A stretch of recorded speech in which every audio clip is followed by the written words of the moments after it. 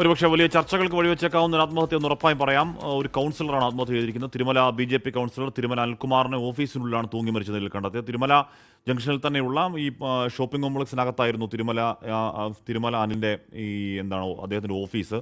ആ ഓഫീസിനുള്ളിലാണ് ആത്മഹത്യ. ഇപ്പോൾ ഓഫീസ് മുറിയിലേക്ക് മേയർ ആര്യാരാജൻ അടക്കമുള്ളവർ അങ്ങോട്ടേക്ക് എത്തിയിട്ടുണ്ട്. കൂടുതൽ നേതാക്കളും പ്രവർത്തകരൊക്കെ അങ്ങോട്ടേക്ക് എത്തിയിട്ടുണ്ട്. ഇപ്പോഴും പോലീസ് നടപടികൾ അകത്ത് പുരോഗമിക്കുകയാണ്. ബാക്കി ഈ ആത്മഹത്യാക്കുറിപ്പ് പോലീസിൻ്റെ പക്കലാണുള്ളത്. അതിൻ്റെ കൂടുതൽ വിവരങ്ങൾ പോലീസ് നൽകിയാൽ മാത്രമേ അറിയുകയുള്ളൂ. പക്ഷേ ചില സൂചനകളുണ്ട് എന്ന് പോലീസ് പറയുന്നുണ്ട്. അത് ഈ പറയുന്ന രീതിയിൽ ബാങ്ക് തകർച്ച നേരിട്ടപ്പോൾ നേതൃത്വം സഹായിച്ചില്ല തുടങ്ങിയ പരാമർശങ്ങൾ ആ കുറിപ്പിലുണ്ട് എന്ന കാര്യം പുറത്തേക്ക് വരുന്നുണ്ട്. അപ്പോൾ എന്തൊക്കെയാണ് ആത്മഹത്യാക്കുറിപ്പിലുള്ളത്? ആരെയൊക്കെയാണ് അനിൽകുമാർ പാർട്ടി നേതൃത്വത്തിൽ ആരെങ്കിലും ഫോണിൽ വിളിച്ചിരുന്നോ, അല്ലെങ്കിൽ എന്തെങ്കിലും മെസ്സേജ് അയച്ചു തുടങ്ങിയ കാര്യങ്ങളിലൊക്കെ ഇനിയാണ് വ്യക്തത വരേണ്ടത്. എന്തായാലും പോലീസ് നടപടികൾ അകത്ത് പുരോഗമിച്ചുകൊണ്ടിരിക്കുകയാണ്. സംസ്കാരമടക്കമുള്ള കാര്യങ്ങളിൽ പിന്നീടാണ് തീരുമാനമെന്ന് നേരത്തെ BJP ജില്ലാ അധ്യക്ഷൻ VV രാജേഷ് പറയുകയും ചെയ്തിരുന്നു. എന്തായാലും BJPക്കെതിരെ ആത്മഹത്യാക്കുറിപ്പിൽ പരാമർശമെന്ന സൂചന അത് ചിലപ്പോൾ അതേത് രീതിയിലാണത് ഡെവലപ്പ് ചെയ്യുക, വികാസം പ്രാപിക്കുക വാർത്ത എന്ന കാര്യം നമുക്ക് പറയാൻ കഴിയില്ല. അനിൽ നേതൃത്വം നൽകുന്ന സഹകരണ ബാങ്ക്, ഇപ്പോൾ തിരുമല സഹകരണ ബാങ്ക് ആണെങ്കിൽ ആ ബാങ്ക് ഞാൻ മനസ്സിലാക്കുന്ന ആ ഷോപ്പിംഗ് കോംപ്ലക്സിന് മുന്നിൽ തന്നെയാണ് ആ ബാങ്ക് ഉള്ളത്. അത് വലിയ ബാങ്കുമാണ്. മനീഷ് മഹിപാൽ വിവരങ്ങൾ വെച്ചിരുന്നു. മനീഷ്, അവിടെ തിരുമല സഹകരണ ബാങ്കുണ്ട്, വലിയ ബാങ്കാണ്, അതൊരു ഷോപ്പിംഗ് കോംപ്ലക്സിന് മുന്നിൽ തന്നെയുള്ള ബാങ്കുമാണ്. ആ ബാങ്കിൻ്റെ കാര്യമാണോ ഈ പറയുന്നത് മനീഷ്? ഹാഷ്മി, ഇത്തരം കാര്യങ്ങളിലൊന്നും പ്രതികരിക്കാൻ ഈ അനിലുമായി ബന്ധപ്പെട്ട സുഹൃത്തുക്കളോ ബന്ധുക്കളോ അല്ലെങ്കിൽ BJPയുടെ നേതാക്കളോ ഒന്നും തയ്യാറല്ല. പൂർണ്ണമായും ഇത്തരം ആരോപണങ്ങളെ തള്ളുകയാണ്. സാമ്പത്തിക വിഷയമായി നിലവിൽ ഉയർന്നത് ഏത് സഹകരണ ബാങ്കുമായി ബന്ധപ്പെട്ടാണ് ഇത്തരം സാമ്പത്തിക പ്രശ്നങ്ങൾ ഉണ്ടായിരുന്ന വിഷയത്തിൽ ഇപ്പോഴും പ്രതികരിക്കാൻ തയ്യാറല്ല. ഇപ്പോഴും മാധ്യമങ്ങൾ ഈ രീതിയിൽ ഒരു സൂയിസൈഡ് നോട്ടുണ്ട്, അത് BJPക്കെതിരെ, BJPയുമായി ചില അഭിപ്രായ വ്യത്യാസങ്ങൾ അല്ലെങ്കിൽ ഇത് സംബന്ധിച്ച് സാമ്പത്തിക വിഷയങ്ങൾ BJP ഇടപെട്ടില്ല എന്ന മാധ്യമ വാർത്തകൾ തെറ്റാണ്. നിങ്ങൾ ഈ ആത്മഹത്യ കുറിപ്പ് കണ്ടിട്ടുണ്ടോ എന്ന തരത്തിലുള്ള വലിയ രീതിയിൽ മാധ്യമങ്ങളെ ആണ് നിലവിൽ ഈ BJP നേതാക്കൾ കുറ്റപ്പെടുത്തുന്നത്. പക്ഷേ ഇത് സംബന്ധിച്ചുള്ള സൂചനകൾ, വ്യക്തമായ സൂചനകൾ നിലവിൽ വന്നു തുടങ്ങിയിട്ടുണ്ട്. എന്താണ് ഈ ആത്മഹത്യക്കുറിപ്പിലുള്ള കാര്യം എന്ന് സംബന്ധിച്ചൊക്കെ തന്നെ കഴിഞ്ഞ മാസം 26-ാം തീയതിയായിരുന്നു തിരുവനന്തപുരം നഗരസഭയിൽ അവസാന കൗൺസിൽ യോഗം. ഓണത്തിന് മുമ്പത്തെ യോഗത്തിലൊക്കെ തന്നെ വളരെ സജീവമായി പങ്കെടുത്ത് യോഗത്തിലുണ്ടായിരുന്ന വ്യക്തിയാണ്. അവിടെ ഭരണപക്ഷത്തിനെതിരായ സമരത്തിലൊക്കെ തന്നെ മുന്നണി പോരാളിയായി എപ്പോഴും സജീവമായി ഉണ്ടായിരുന്ന ആളായിരുന്നു. ഇന്നലെ മിനിഞ്ഞാന്ന് രാത്രിയിൽ ഒരു BJPയുടെ പ്രതിഷേധ പരിപാടിയിൽ അടക്കം, അതായത് നഗരസഭയിലെ ഒരു വിഷയത്തിലടക്കം പ്രതിഷേധ പരിപാടിയിലടക്കം പങ്കെടുത്ത ആളാണ്.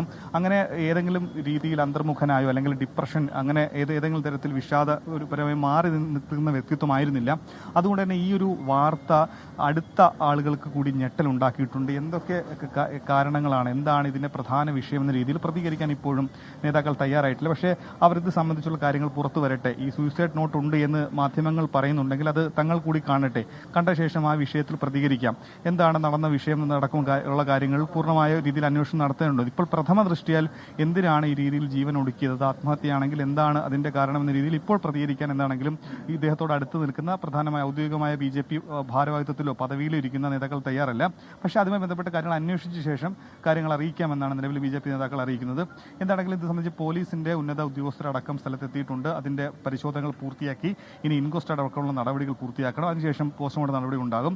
എന്താണെങ്കിലും മരണത്തിലൊരു വ്യക്തത വരണമെങ്കിൽ കൂടുതൽ പ്രതികരണങ്ങൾ അല്ലെങ്കിൽ ഇത് സംബന്ധിച്ചുള്ള അന്വേഷണത്തിൽ ഈ സൂയിസൈഡ് നോട്ടിലടക്കമുള്ള വിശദാംശങ്ങളെ പറ്റിയുള്ള സൂചനകൾ കൂടി കൂടുതൽ ലഭ്യമാകണം. ഹാഷ്മി, നേരത്തെ VV രാജേഷിനോട് ഷെഫീദ് സംസാരിച്ചിരുന്നില്ല. അപ്പം VV രാജേഷിനോട് ഈ ചോദ്യം ചോദിക്കുമ്പോൾ ഈ ബാങ്കുമായി നിലനിന്ന പ്രശ്നങ്ങളെപ്പറ്റി VV രാജേഷ് അറിവുള്ളതാണ്. അദ്ദേഹം പറയുന്നുണ്ട് ചില പ്രശ്നങ്ങൾ ഉണ്ടായിരുന്നു. VV രാജേഷ് പറയുന്ന ഏതെങ്കിലും തരത്തിൽ ക്രമക്കേടെന്നല്ല, ഈ ലോൺ എടുത്തവർ തിരിച്ചടയ്ക്കാൻ വിമുഖത കാട്ടുമ്പോൾ അത് FD ആകുമ്പോൾ ഉണ്ടാകുന്ന പ്രശ്നങ്ങളെപ്പറ്റി, അല്ലെങ്കിൽ FD വലിക്കാൻ വരുമ്പോഴുള്ള പ്രശ്നങ്ങളെപ്പറ്റി, കൊടുക്കാൻ പണമില്ലാത്തതിനെപ്പറ്റി ബാങ്ക് ആ രീതിയിൽ പ്രതിസന്ധിയിലാകുമ്പോൾ വന്ന് പറഞ്ഞിരുന്നുവെന്നും ഒരു പാർട്ടിയുടെ ഇടപെടൽ ഏതാണ്ട് അസാധ്യമാണ് എന്ന തരത്തിലൊക്കെ VV രാജേഷ് സംസാരിച്ചു. അപ്പോൾ എനിക്കൊന്ന് അവർക്ക് അറിവുള്ള വിഷയമാണെന്ന് തോന്നുന്നു ഇത്. മനീഷ്? ഹാഷ്മി, അതായത് വലിയശാല സഹകരണ ബാങ്കിലെ പ്രസിഡന്റ് ആയിരുന്നു അനിൽ.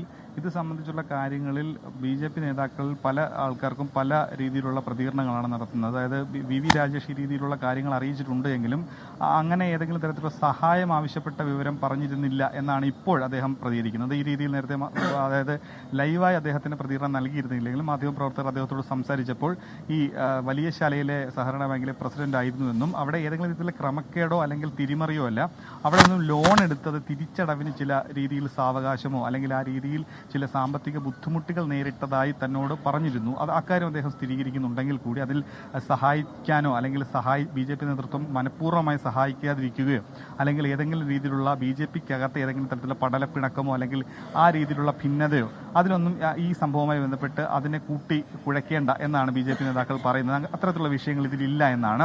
അപ്പോൾ എന്തിനാണ് ഈ രീതിയിൽ ജീവൻ ഒടുക്കിയത്? വ്യക്തിപരമായി കുടുംബത്തിലൊക്കെ തന്നെ ഏതെങ്കിലും തരത്തിലുള്ള കടങ്ങളില്ല. പക്ഷേ ഈ ബാങ്കുമായി ബന്ധപ്പെട്ട് ലോൺ എടുത്ത് അത് തിരിച്ചടവിൽ വലിയ വിഷയങ്ങളുണ്ട് എന്ന് ചില ആളുകൾ സൂചന നൽകുന്നുണ്ടെങ്കിലും എന്താണ് കൃത്യമായി ഏത് ഈ സഹകരണ ബാങ്കിൽ നിന്നാണെങ്കിൽ എന്താണ് ഈടായി വെച്ചത്, ഒപ്പം തന്നെ മറ്റേതെങ്കിലും ബാങ്കിലേക്ക് അത് മാറ്റിയിരുന്നോ, ഒപ്പം തന്നെ എത്ര രൂപ എടുത്ത് എന്തിനു വേണ്ടി ആ പണം ചെലവഴിച്ചു, അത് ആർക്ക് വേണ്ടിയാണ് ആ പണം ചിലവാക്കിയത് അടക്കമുള്ള കാര്യങ്ങളിലേക്ക് വ്യക്തത വരേണ്ടതുണ്ട്.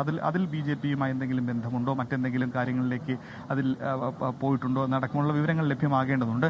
ഔദ്യോഗികമായി നിലവിൽ ഇത്തരം കാര്യങ്ങൾ പ്രതികരിക്കണമെങ്കിൽ ഇനി ഇൻക്വസ്റ്റ് നടപടികൾ പൂർത്തിയായി പോലീസിന്റെ കൂടി അന്വേഷണം വന്ന ശേഷം അത് പരിശോധിച്ച ശേഷം പ്രതികരിക്കാമെന്ന് BJP ഒരു ഭാഗത്ത് പറയുന്നു.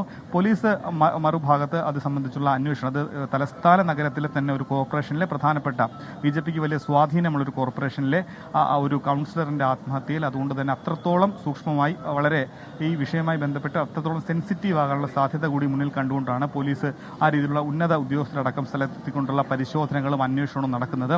ഈ നിലവിൽ ഈ കോംപ്ലക്സിനകത്തേക്ക് ആളുകളെ കയറ്റുന്നില്ല. എപ്പോഴും വലിയ ആളുകൾ എത്തുന്ന ഒരു കോംപ്ലക്സ് ആണ്. പക്ഷേ അതിന്റെ താഴെ വെച്ച് തന്നെ ആളുകളെ തടഞ്ഞിട്ടുണ്ട്. നിലവിൽ മാധ്യമ പ്രവർത്തകർക്കും BJPയിലെ പ്രവർത്തകർക്കും നേതാക്കൾക്കും മാത്രമാണ് പോലീസ് ഇങ്ങോട്ടേക്കുള്ള അനുമതി നൽകിയിട്ടുള്ളത്. മേയർ ആര്യ രാജേന്ദ്രൻ അടക്കമുള്ള ആളുകൾ ഒക്കെ തന്നെ ഇവിടെ എത്തിയിട്ടുണ്ട്.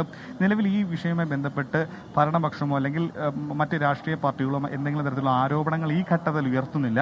ഇതുമായി ബന്ധപ്പെട്ട് BJP നേതൃത്വത്തെ പ്രതിസ്ഥാനത്ത് നിർത്തുന്ന ഏതെങ്കിലും തരത്തിലുള്ള ആരോപണങ്ങൾ നിലവിൽ ഭരണപക്ഷത്തിന്റെ, നഗരസഭയിലെ ഭരണപക്ഷമായ ഈ LDFന്റെയോ അല്ലെങ്കിൽ കോൺഗ്രസിന്റെയോ മറ്റു കക്ഷി രാഷ്ട്രീയ പാർട്ടികളുടെ ഭാഗത്തുനിന്ന് നിലവിൽ ഉയർന്നിട്ടില്ല.